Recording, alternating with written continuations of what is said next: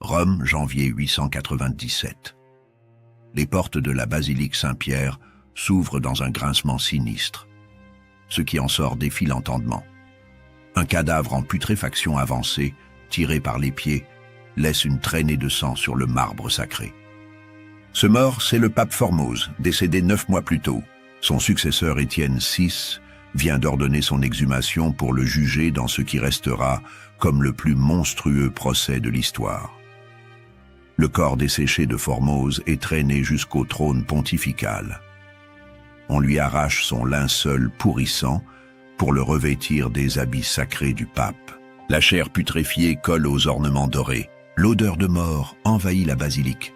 Un diacre, tremblant de terreur, se place à côté du cadavre pour répondre aux accusations à sa place.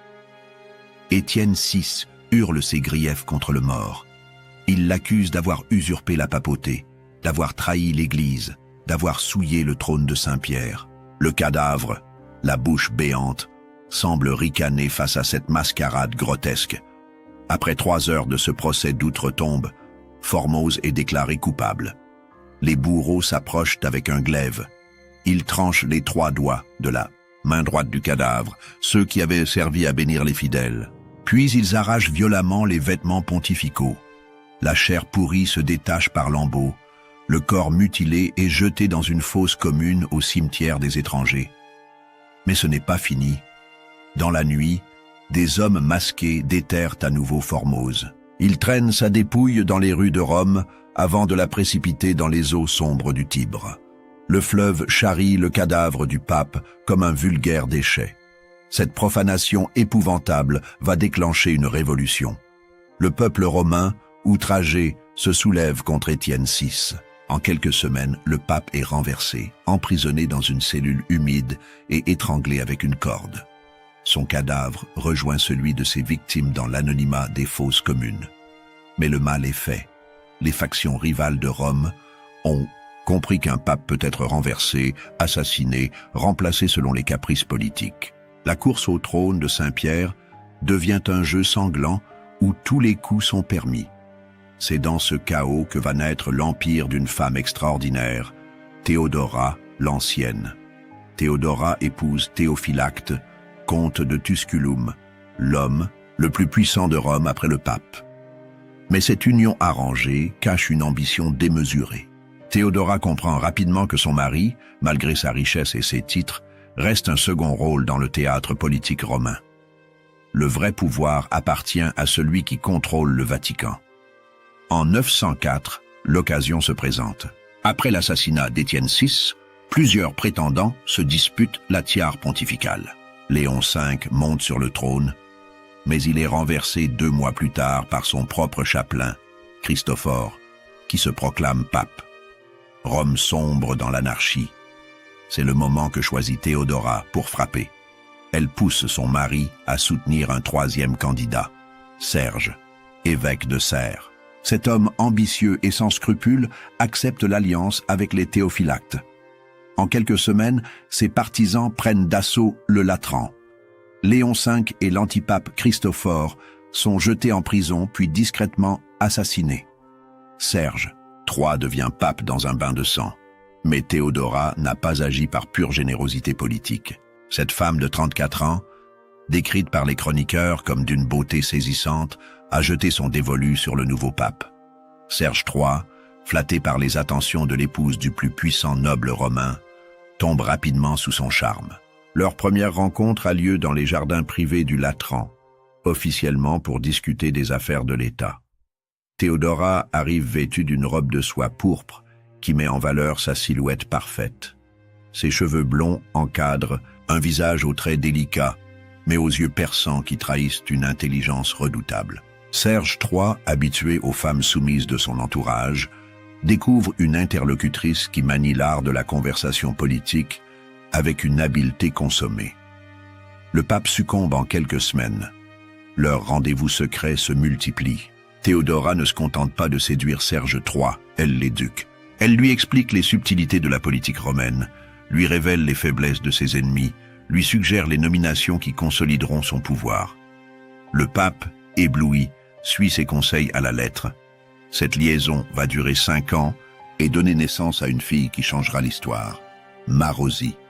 Mais Théodora ne met pas tous ses œufs dans le même panier. Elle comprend que pour contrôler durablement la papauté, elle doit tisser un réseau d'influence qui survivra à la mort de Serge III. Progressivement, elle place ses créatures dans tous les rouages du Vatican. Son confesseur devient cardinal. Son médecin personnel obtient un évêché.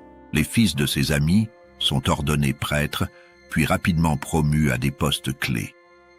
En 5 ans, Théodora transforme l'administration pontificale en une gigantesque toile d'araignée dont elle tient tous les fils. Marosie naît vers 890 dans le luxe du palais familial. Dès son plus jeune âge, cet enfant grandit dans l'ombre du pouvoir pontifical. Sa mère lui enseigne l'art de la manipulation, la connaissance des faiblesses humaines et surtout la patience nécessaire pour tisser des alliances durables. L'éducation de Marosie dépasse tout ce qu'une jeune fille peut espérer recevoir à cette époque. Théodora fait venir les meilleurs précepteurs d'Europe pour instruire sa fille. Marosie apprend le latin, le grec, les mathématiques, mais aussi l'histoire politique de Rome et les arcanes du droit canonique. À 12 ans, elle possède une culture qui égale celle des cardinaux les plus érudits, mais l'enseignement le plus précieux vient des leçons pratiques. Théodora emmène sa fille aux réunions secrètes où se décident les nominations ecclésiastiques. Marosie observe comment sa mère négocie, menace, séduit selon les circonstances. Elle apprend à décrypter les expressions, à deviner les non-dits, à identifier les failles dans les alliances adverses. À 15 ans, Marosie a grandi pour devenir une jeune femme d'une beauté stupéfiante. Grande, élancée, elle a hérité des cheveux dorés de sa mère et des yeux verts perçants de son père biologique, Serge III. Mais c'est son intelligence qui impressionne le plus ceux qui la rencontrent. Cette adolescente manie l'ironie avec une précision chirurgicale et possède une compréhension instinctive des rapports de force. C'est à cet âge qu'elle rencontre celui qui va devenir son premier amant pontifical, Serge III en personne, l'ancien amant de sa mère et son probable père biologique. Cette situation incestueuse ne choque personne dans l'entourage des Théophylactes. Au contraire, elle renforce les liens entre la famille et le pape. La première nuit entre Marosie et Serge III a lieu dans les appartements privés du pontife, dans une chambre tendue de soieries orientales et éclairée par 100 chandelles. Le pape, vieillissant, découvre dans les bras de cette adolescente une passion qu'il croyait éteinte. Marosie, froide et calculatrice malgré son jeune âge, comprend immédiatement le pouvoir qu'elle vient d'acquérir sur l'homme le plus puissant d'Occident. Leur liaison va durer 2 ans et produire un héritier qui marquera l'histoire, le futur pape Jean XI. Pour la première fois dans l'histoire de l'Église, un pape aura pour père un autre pape et pour mère une femme qui contrôle effectivement le Vatican. Cette naissance illégitime crée un précédent terrifiant qui hantera la papauté pendant des décennies. Quand Serge III meurt en 911, empoisonné selon certaines rumeurs par des cardinaux hostiles à l'influence des Théophylactes, Marosie n'a que 21 ans.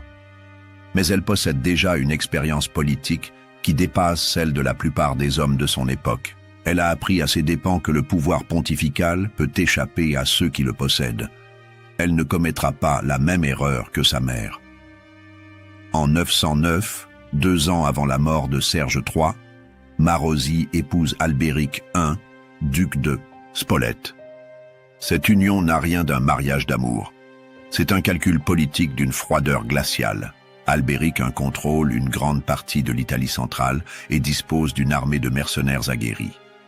En l'épousant, Marosie s'assure un protecteur militaire capable de défendre les intérêts des Théophylactes par la force. Le duc de Spolète, homme rude et violent, accepte cette alliance parce qu'elle lui donne accès aux richesses considérables de la famille Théophylacte et surtout à leur influence sur la papauté.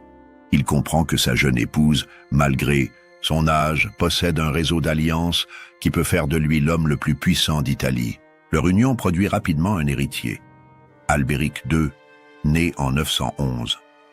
Cet enfant grandit dans un environnement de violence et de machination politique qui le marquera profondément. Dès son plus jeune âge, il observe comment sa mère manipule les hommes les plus puissants de son époque. Ces leçons lui serviront le moment venu. Pendant ce temps, la situation politique romaine continue de se dégrader.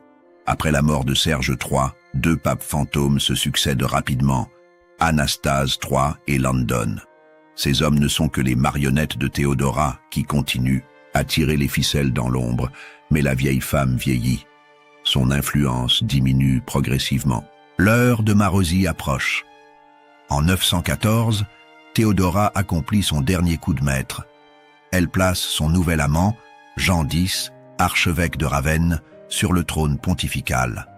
Ce choix surprend les observateurs.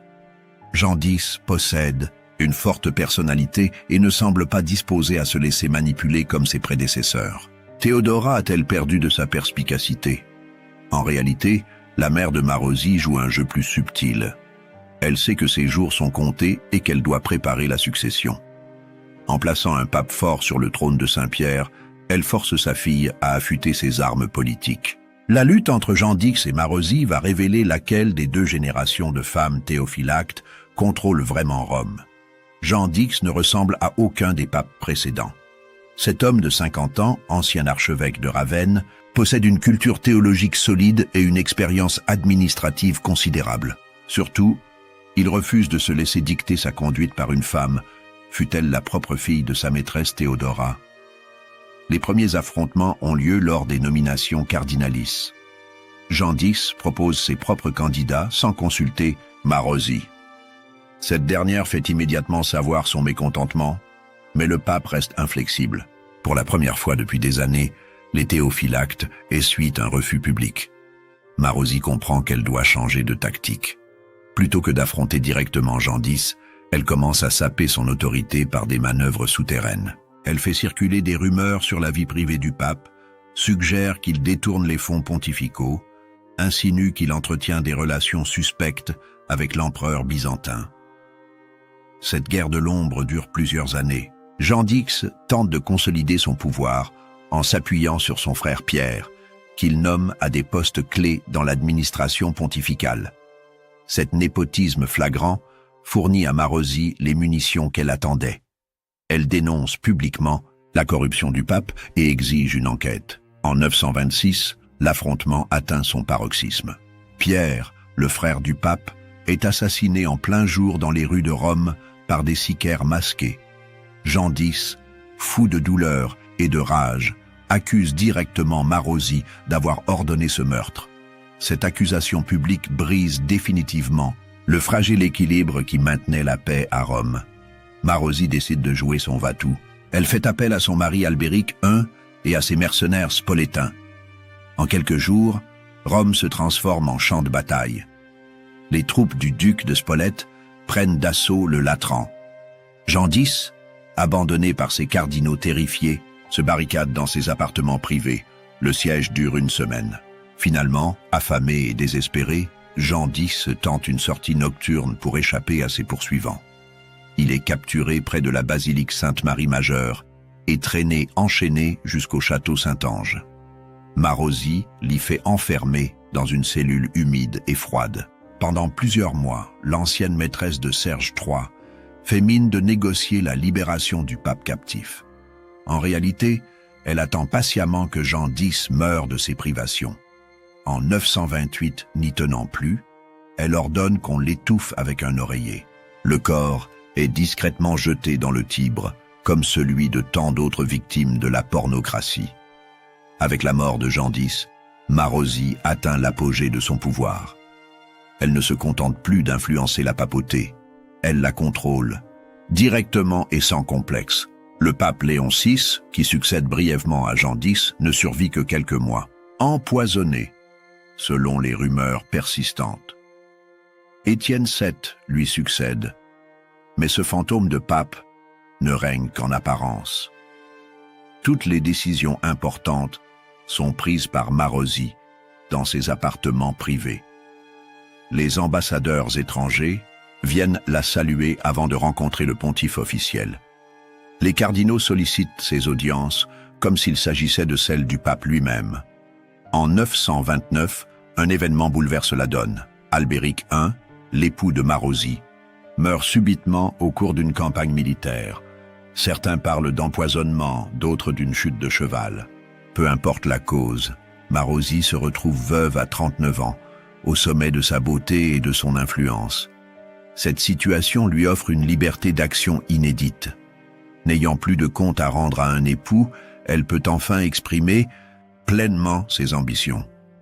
En 930, elle accomplit l'acte le plus révolutionnaire de sa carrière. Elle se fait attribuer officiellement les titres de sénatrix et de patricia de Rome, version féminisée des plus hauts titres de la République romaine. Ces nominations, qui n'ont jamais été accordées à une femme auparavant, provoquent un tollé dans l'aristocratie traditionnelle. Mais Marozzi dispose maintenant d'une armée personnelle et d'un réseau d'alliances si étendu que personne n'ose s'opposer ouvertement à elle. Rome découvre avec stupéfaction qu'une femme peut exercer un pouvoir politique direct et assumé. En 931, Marozzi franchit la dernière étape de son ascension. Elle fait élire son propre fils Jean XI sur le trône de Saint-Pierre. Ce jeune homme de 25 ans, fils illégitime de Serge III, devient le premier pape de l'histoire à devoir explicitement son élection à sa mère. L'élection de Jean XI ne ressemble à aucune autre. Marozzi convoque personnellement les cardinaux dans la salle du trône du Latran. Elle s'assoit sur un siège surélevé, vêtue d'une robe pourpre ornée de pierres précieuses. Autour d'elle, des gardes armés rappellent discrètement aux électeurs pontificaux que cette élection n'est qu'une formalité. Quand un cardinal ose suggérer d'autres candidats, Marozzi le fait taire d'un regard glacial. « Messieurs, déclare-t-elle d'une voix ferme, nous ne sommes pas ici pour débattre, mais pour entériner une décision déjà prise. Mon fils Jean sera votre prochain pape. Ceux qui s'y opposent connaîtront le même sort que Jean X. » L'élection se déroule dans un silence de mort. Aucun cardinal n'ose défier ouvertement cette femme qui vient d'avouer publiquement le meurtre d'un pape. Jean XI est élu à l'unanimité. Rome vient de connaître sa première élection pontificale sous la menace directe d'une femme. Entre 931 et 932, Marozzi gouverne Rome à travers son fils avec une autorité que n'ont jamais possédée ses prédécesseurs masculins. Jean XI n'est qu'un figurant dans le spectacle du pouvoir. Toutes les décisions importantes sont prises par sa mère, qui reçoit les ambassadeurs, négocie les traités et distribue les bénéfices ecclésiastiques.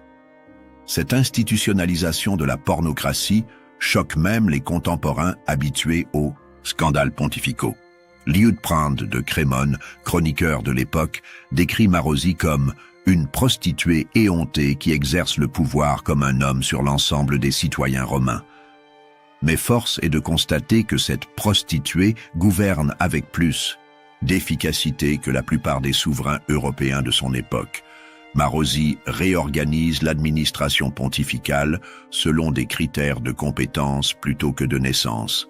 Elle nomme des hommes nouveaux à des postes clés, créant une méritocratie administrative qui améliore considérablement le fonctionnement de l'État pontifical. Les finances vaticanes, longtemps désorganisées, retrouvent un équilibre grâce à sa gestion rigoureuse.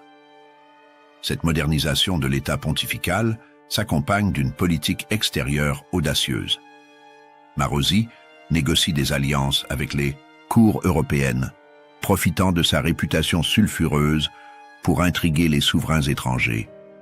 Sa correspondance avec l'empereur byzantin Constantin VII révèle une femme capable de tenir tête aux plus grands dirigeants de son époque. Mais cette réussite même va causer sa perte. En consolidant son pouvoir, Marozzi attise les jalousies de l'aristocratie romaine traditionnelle. Les grandes familles qui dominaient la ville avant l'ascension des Théophylactes supportent mal d'être gouvernées par une femme, fût-elle géniale. En 932, encouragée par ses succès, Marozzi commet l'erreur fatale de sa carrière. Son second mari, Albéric, en étant mort, elle décide de se remarier avec Hugues d'Arles, roi d'Italie depuis 926. Cette union lui permettrait de régner sur l'Italie entière, réunissant sous son autorité le pouvoir temporel et spirituel. Hugues d'Arles accepte cette proposition avec empressement. Ce souverain ambitieux comprend l'avantage qu'il peut tirer d'une alliance avec la femme la plus puissante d'Italie.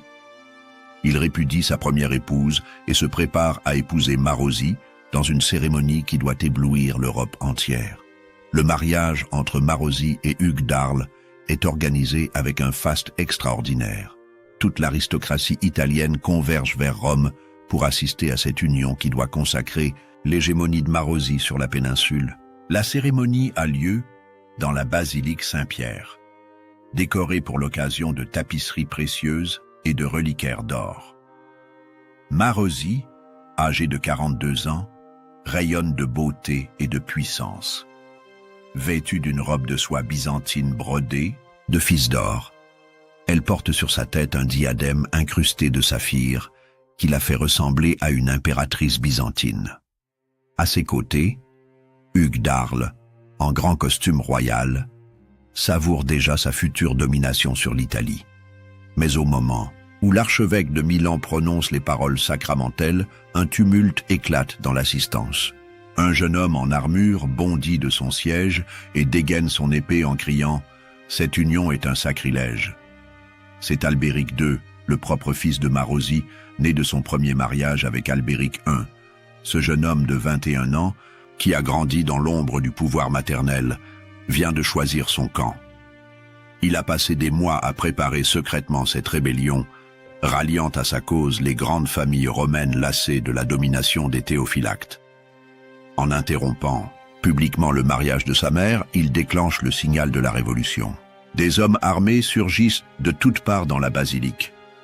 Les gardes de Marozzi, pris au dépourvu, tentent de protéger leur maîtresse, mais ils sont rapidement submergés. Hugues d'Arles, lâche, abandonne sa nouvelle épouse et s'enfuit par une porte dérobée. Il parviendra à quitter Rome et à regagner ses terres, mais son rêve italien s'effondre en quelques minutes. Marozzi, elle, refuse de fuir. Debout face aux épées nues, elle toise son fils avec un mélange de fierté et de mépris. « Ainsi, dit-elle d'une voix glacée, tu choisis de détruire l'œuvre de ta vie pour satisfaire l'ambition de quelques nobles jaloux. » Albéric II, troublé malgré sa détermination, répond « Mère, votre règne a assez duré. Rome ne peut plus supporter la tyrannie d'une femme. » Cette phrase sonne le glas de la pornocratie féminine. Marozzi est arrêtée dans sa robe de mariée et conduite au château Saint-Ange, cette même forteresse où elle avait fait emprisonner le pape, Jean X. L'ironie de l'histoire veut qu'elle termine sa vie dans la prison qu'elle avait elle-même utilisée pour éliminer ses ennemis.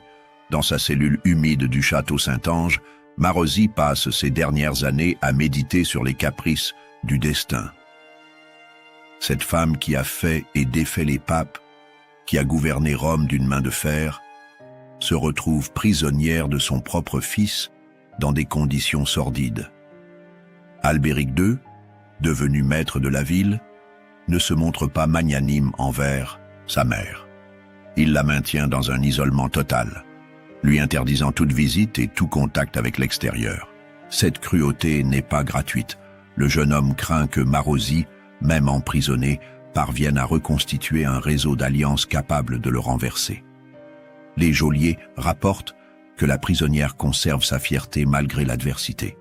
Marozzi refuse de se lamenter sur son sort ou de supplier son fils de la libérer. Elle passe ses journées à écrire des mémoires que personne ne lira jamais, racontant les 60 années de domination de sa famille sur la papauté. Ces manuscrits, retrouvés des siècles plus tard dans les archives secrètes du Vatican, révèlent une femme d'une lucidité implacable sur son époque. Marozzi analyse froidement ses erreurs, notamment sa sous-estimation de l'ambition de son fils et sa surestimation de la loyauté de l'aristocratie romaine. En 935, après 3 ans de captivité, Marozzi meurt dans sa cellule. Les circonstances de sa mort restent mystérieuses. Certains parlent d'empoisonnement, ordonné par Albéric II pour éliminer définitivement cette gêneuse. D'autres évoquent une mort naturelle causée par les privations et le chagrin. Son corps est enterré discrètement dans un cimetière anonyme, sans les honneurs dus à son rang. Albéric II interdit toute cérémonie publique et fait disperser les derniers partisans de sa mère. La femme qui a régné sur Rome pendant 15 ans disparaît dans l'indifférence générale, comme si elle n'avait jamais existé. Avec la mort de Marozzi s'achève l'ère de la pornocratie féminine, mais pas celle de la domination des théophylactes. Albéric II, maître de Rome, gouverne la ville avec une autorité quasi-impériale pendant 22 ans. Contrairement à sa mère, il maintient une séparation claire entre le pouvoir temporel qu'il exerce directement et le pouvoir spirituel qu'il laisse officiellement au pape. Cette séparation n'est qu'apparente. Jean XI, le pape fils de Marozzi, reste le demi-frère d'Albéric II. Toutes les décisions importantes sont prises en concertation entre les deux hommes. Le pape se contente des affaires religieuses, tandis qu'Albéric II gère la politique et l'administration. Ce nouveau système fonctionne remarquablement bien. Rome connaît une période de stabilité qu'elle n'avait pas vécue depuis des décennies. Albéric II révèle des talents administratifs qui égalent ceux de sa mère. Il modernise l'armée, réorganise les finances publiques et mène une politique extérieure prudente qui évite les conflits majeurs. Mais le jeune maître de Rome n'oublie pas l'héritage familial. En secret, il prépare le retour des théophylactes sur le trône pontifical. En 954, sentant sa mort approcher, il convoque les principales familles romaines et leur fait promettre d'élire son fils Octavien comme pape à sa mort. Cette promesse est tenue à la lettre. En 955, un an après la mort d'Albéric II, Octavien devient pape sous le nom de Jean XII. Il n'a que 18 ans, mais il porte en lui l'héritage de 3 générations de théophylactes. Malheureusement, il a hérité des vices de sa lignée sans aucune de leurs qualités politiques. Jean XII incarne tous les excès de la pornocratie dans sa phase terminale. Petit-fils de Marozzi par son père Albéric II, il a grandi dans l'idée que la papauté appartient de droit à sa famille. Mais contrairement à ses illustres prédécesseurs, il ne possède aucun talent politique. Son règne va se résumer à une succession de scandales qui précipiteront la fin de la domination des théophylactes. Dès son élection, Jean XII transforme le Latran en maison de plaisir. Les appartements pontificaux résonnent jour et nuit de rires de femmes et de chants bachiques. Le jeune pape organise des orgies où se mélangent cardinaux, courtisanes et mercenaires. Les objets sacrés servent de mise dans des parties de dés effrénées. Les chroniqueurs de l'époque rivalisent de détails croustillants sur les débauches pontificales. Jean XII ordonne des femmes diacres pour son usage personnel, violant ainsi un tabou millénaire de l'Église. Il transforme les cérémonies religieuses en prétexte à beuverie. Un jour, complètement ivre, il bénit une assemblée de prostituées en prétendant célébrer une messe nuptiale collective. Cette dégradation de la fonction pontificale va rapidement attirer l'attention de l'extérieur. Les pèlerins qui affluent à Rome repartent scandalisés par ce qu'ils ont vu. Les récits de débauche pontificale se répandent dans toute l'Europe chrétienne, provoquant un tollé général. Mais Jean XII ne se contente pas de scandaliser par sa vie privée. Il révèle rapidement une incompétence politique qui menace l'existence même des États pontificaux.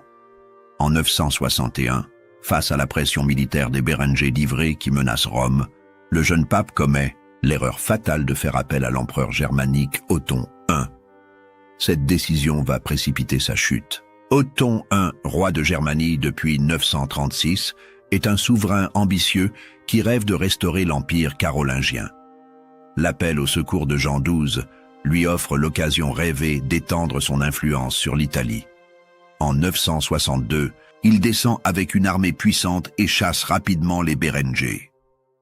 Reconnaissant, Jean XII couronne Othon empereur d'Occident dans la basilique Saint-Pierre le 2 février 962. Cette cérémonie, organisée dans un faste extraordinaire, masque mal la réalité des rapports de force. Désormais, Rome dépend militairement de l'empereur germanique. La liberté d'action des papes appartient au passé. Très vite, Les relations entre l'empereur et le pape se dégradent. Othon I, homme pieux et rigide, découvre avec horreur les mœurs dissolues de Jean XII.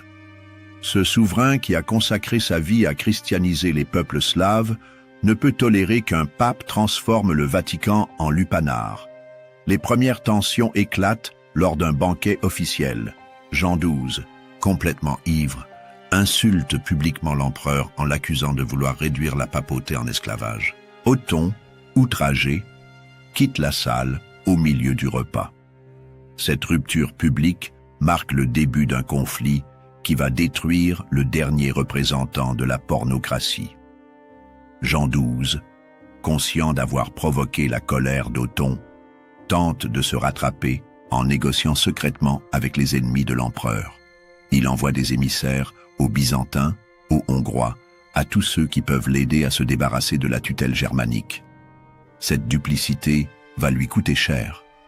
Othon possède un réseau d'espions efficace qui l'informe rapidement des manœuvres pontificales. En apprenant les trahisons de Jean XII, l'empereur entre dans une colère froide. Il décide de faire un exemple qui marquera l'histoire. Pour la première fois, un empereur va déposer un pape vivant. En novembre 963, Othon convoque un synode exceptionnel dans la basilique Saint-Pierre. L'Assemblée réunit tous les cardinaux et évêques présents à Rome, ainsi que des représentants du clergé européen. Jean XII, sentant le piège se refermer, refuse de comparaître et se barricade dans le château Saint-Ange. Le procès se déroule en l'absence de l'accusé. Les témoins se succèdent pour décrire les scandales pontificaux, orgies dans les appartements sacrés, messes parodiques, ordination de femmes, détournement de fonds, conspiration contre l'empereur. Le tableau dressé dépasse en horreur tout ce que l'Europe chrétienne a jamais entendu. Le verdict tombe comme un couperet. Jean XII est déposé pour crimes multiples et scandales inouïs. Un nouveau pape, Léon VIII, est immédiatement élu sous la pression impériale. Pour la première fois depuis 904, un pontife ne doit pas son élection au théophylacte. Mais Jean XII refuse d'abdiquer. Retranché dans sa forteresse, il lance l'anathème contre Othon et Léon VIII. Cette résistance divise Rome entre partisans de l'ancien et du nouveau pape. La ville sombre à nouveau dans la guerre civile. En janvier 964, profitant de l'absence temporaire d'Othon parti régler des affaires en Germanie, Jean XII sort de sa cachette avec une troupe de fidèles. Il chasse Léon VIII du Latran et reprend possession du trône pontifical. Ce retour triomphal dure exactement 3 mois. Le 14 mai 964, Jean XII se rend chez une de ses maîtresses, Stéphaneta, épouse d'un riche marchand romain. Cette femme de 30 ans, rousse et voluptueuse, compte parmi les favorites du pape depuis plusieurs mois. Leur liaison passionnée défraie la chronique romaine, mais Jean XII s'en moque éperdument. Cette nuit-là, les amants se retrouvent dans la villa de Stéphaneta, située sur les collines romaines. La maison, décorée avec un luxe oriental, abrite leur rendez-vous secret depuis des semaines. Jean XII arrive déguisé en simple bourgeois pour éviter d'être reconnu par ses ennemis. Vers minuit, au plus fort de leurs ébats, la porte de la chambre s'ouvre brutalement. Giovanni, l'époux trompé, surgit une épée à la main. Ce marchand, humilié par l'adultère public de sa femme avec le pape, a passé des semaines à épier leur rencontre pour choisir le moment de sa vengeance. Jean XII tente de s'enfuir, mais Giovanni lui barre la route. Sainteté, ricane-le. « Cocu, vous allez payer pour avoir souillé mon lit !» Le pape, nu et désarmé, supplie pour sa vie. Peine perdue. Giovanni frappe avec une rage folle, transperçant le corps pontifical de plusieurs coups d'épée. Stéphaneta, terrifiée, assiste impuissante au massacre de son amant. Jean XII s'effondre dans une mare de sang, rendant son dernier souffle dans les bras de sa maîtresse. Il a 27 ans. Son règne scandaleux se termine comme il avait commencé, dans la luxure et la violence. Giovanni s'enfuit dans la nuit, abandonnant les 2 corps. Stéphaneta, folle de douleur, se poignarde avec la même arme qui a tué son amant. Les domestiques découvrent au matin ce double suicide qui fait sensation dans tout Rome. La mort de Jean XII marque symboliquement la fin de la pornocratie pontificale. Avec lui disparaît le dernier représentant direct de la lignée des Théophylactes qui a dominé la papauté pendant 60 années. Cette mort sordide résume parfaitement 6 décennies de scandales qui ont failli détruire l'institution pontificale. Othon I, informé du décès, se garde bien de pleurer la disparition de son ennemi. L'empereur fait reconnaître définitivement Léon VIII comme pape légitime et impose de nouvelles règles pour les élections pontificales. Désormais, aucun pape ne pourra être élu sans l'accord impérial. Cette intervention marque le retour d'un contrôle extérieur sur la papauté qui va perdurer pendant des siècles. Les empereurs germaniques vont nommer directement les papes ou exercer un droit de veto sur les élections pontificales. La liberté d'action que s'étaient arrogée les Théophylactes appartient définitivement au passé. Les grandes familles romaines tirent rapidement les leçons de cette débâcle. Elles comprennent qu'elles ne peuvent plus prétendre contrôler directement la papauté face à la puissance impériale. Leurs ambitions se reportent sur des objectifs plus modestes, conserver leur influence locale et leurs privilèges économiques. Cependant, les descendants de Marozzi ne disparaissent pas complètement de la scène pontificale. Au XIe siècle, plusieurs papes issus de la famille des Parmenides-Antipaste, Tusculani, Benoît VIII, Jean XIX et Benoît IX monteront encore sur le trône de Saint-Pierre. Mais ces élections se déroulent dans un contexte politique radicalement différent, sous la surveillance étroite des empereurs. Benoît IX mérite une mention particulière. Élu pape en 1032 à l'âge de 12 ans, il incarne, une dernière fois, les excès de la pornocratie. Son règne chaotique, marqué par 3 dépositions et 2 restaurations, va définitivement discréditer les prétentions des familles romaines au trône pontifical. La pornocratie pontificale offre un exemple unique dans l'histoire européenne de femmes qui parviennent à exercer un pouvoir politique direct dans une société entièrement dominée par les hommes. Théodora l'Ancienne et sa fille Marozzi ne se contentent pas de subir leur époque. Elles la transforment radicalement. Leurs méthodes peuvent paraître scandaleuses, mais elles révèlent une vérité intemporelle. Le pouvoir appartient à ceux qui savent s'en emparer. Ces 2 femmes inventent de nouvelles formes d'influence politique, créent des réseaux d'alliances durables et prouvent que l'exclusion officielle des femmes du pouvoir peut être contournée par l'intelligence et la détermination. Théodora comprend la première que dans un monde dominé par les hommes, la séduction devient l'arme la plus redoutable pour qui sait l'utiliser. Elle transforme ses liaisons amoureuses en alliances politiques durables. Chaque amant lui permet de placer ses créatures dans l'entourage pontifical, de connaître à l'avance les décisions importantes, d'orienter la politique ecclésiastique selon ses intérêts. Marozzi hérite de ces méthodes mais les perfectionne. Elle comprend que l'influence indirecte a ses limites et qu'il faut parfois savoir prendre le pouvoir directement. En se faisant attribuer les titres de sénatrix et de patricia, elle franchit un tabou millénaire et ouvre la voie à une participation féminine directe au gouvernement. Leur chute même est riche d'enseignements. Marozzi échoue non parce qu'elle est femme, mais parce qu'elle commet les mêmes erreurs que ses homologues masculins, l'hubris, la surconfiance, la négligence des oppositions internes. Son fils Albéric II la renverse en utilisant exactement les mêmes méthodes qu'elle avait employées contre ses prédécesseurs. La pornocratie révèle aussi les limites du pouvoir personnel face aux institutions. Tant que Théodora et Marozzi s'appuient sur des réseaux d'alliances et respectent certaines formes, leur autorité reste solide. Mais dès qu'elles tentent de personnaliser excessivement le pouvoir, elles créent les conditions de leur propre chute. Cette période va laisser des traces durables dans l'histoire de l'Église. D'abord, elle provoque une crise de légitimité qui mettra des siècles à se résorber.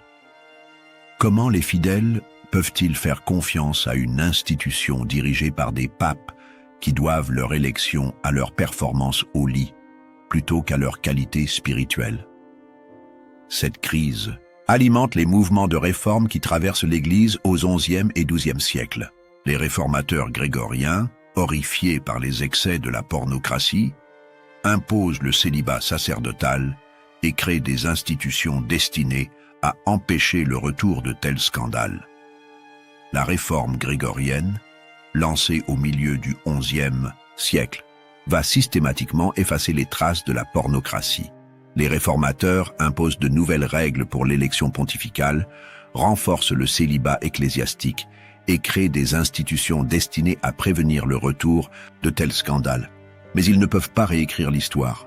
Pendant 60 années, 3 femmes de la famille Théophylacte ont effectivement gouverné l'Église catholique.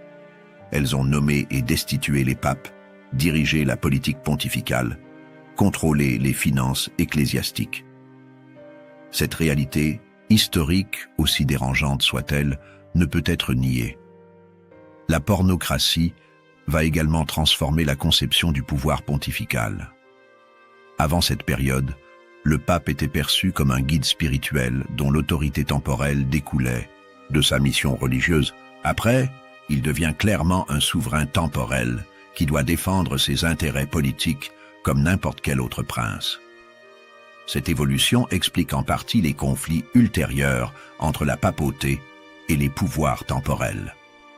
Flédo, papes post-pornocratie développent une conception monarchique de leurs fonctions qui les amène à revendiquer une souveraineté temporelle directe sur leurs États. Cette prétention va alimenter des siècles de guerres et de controverses. Un des aspects les plus troublants de la pornocratie concerne le sort des nombreuses autres femmes qui gravitaient autour du pouvoir pontifical.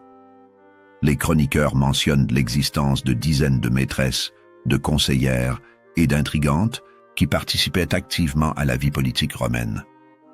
Ces femmes, dont nous ne connaissons souvent que les prénoms, ont pourtant joué un rôle crucial dans l'histoire de cette période. Certaines ont servi d'intermédiaires entre les factions rivales, d'autres ont financé des coups d'État, quelques-unes ont même tenté de créer leur propre réseau d'influence indépendamment des Théophylactes. Stéphaneta, la dernière, maîtresse de Jean XII, symbolise tragiquement le destin de ces femmes de l'ombre. Épouse d'un riche marchand, elle aurait pu mener une existence bourgeoise tranquille. Mais sa beauté et son intelligence l'ont propulsée au centre du jeu politique le plus dangereux de son époque. Sa liaison avec Jean XII ne relevait pas du simple adultère. Cette femme cultivée servait de conseillère officieuse au pape dans ses négociations avec les marchands romains. Son époux Giovanni, en la tuant, n'éliminait pas seulement une épouse infidèle, mais aussi une actrice politique influente. Ces destins brisés rappellent que la pornocratie n'était pas seulement l'affaire de quelques femmes exceptionnelles. Toute une génération de Romaines a participé à cette révolution silencieuse qui a transformé les rapports entre les sexes dans l'élite dirigeante. L'Église post-pornocratie va s'efforcer de faire disparaître de sa mémoire officielle cette période embarrassante. Les archives pontificales sont épurées, les chroniques défavorables détruites, les témoignages gênants censurés. Cette entreprise de réécriture de l'histoire explique pourquoi la pornocratie reste largement méconnue du grand public. Pourtant, quelques documents ont survécu à cette censure systématique. Les mémoires de Marosi, retrouvées par hasard dans les archives secrètes du Vatican au XVIe siècle, révèlent une femme d'une lucidité implacable sur son époque. Ces textes, jamais publiés officiellement, circulent sous le manteau parmi les historiens. Les correspondances diplomatiques de l'époque, conservées dans les archives européennes, confirment l'influence réelle exercée par les femmes théophylactes. Les ambassadeurs étrangers mentionnent explicitement leurs négociations avec Théodora et Marosi, qu'ils traitent comme des souveraines de facto. Cette documentation fragmentaire permet de reconstituer partiellement l'extraordinaire épopée de ces femmes qui ont défié leur époque. Mais elle laisse aussi deviner l'ampleur de ce qui a été délibérément effacé par les siècles suivants. La pornocratie pontificale demeure ainsi un témoignage unique sur le pouvoir féminin au Moyen Âge. Une époque où l'histoire officielle ne retient généralement que les exploits masculins. Théodora l'Ancienne et Marosi ont prouvé que les femmes pouvaient jouer dans la cour des grands avec les mêmes armes et la même détermination que leurs homologues masculins. Leur héritage, aussi controversé soit-il, continue d'interroger notre compréhension du pouvoir et de ses mécanismes les plus secrets. Dans une Europe médiévale dominée par la violence masculine, elles ont démontré qu'une intelligence supérieure pouvait triompher de la force brute. Cette leçon garde toute sa pertinence aujourd'hui. La pornocratie nous rappelle que l'histoire n'est jamais écrite d'avance et qu'il suffit parfois d'individus exceptionnels pour transformer leur époque. Théodora et Marosi ont changé le cours de l'histoire européenne avec pour seules armes leur beauté, leur intelligence et leur détermination inébranlable. Ces 60 années de domination féminine sur la papauté restent ainsi un des épisodes les plus extraordinaires et les plus méconnus de l'histoire occidentale. Elles prouvent que même dans les sociétés les plus rigides, le génie individuel peut briser tous les tabous et transformer l'impossible en réalité.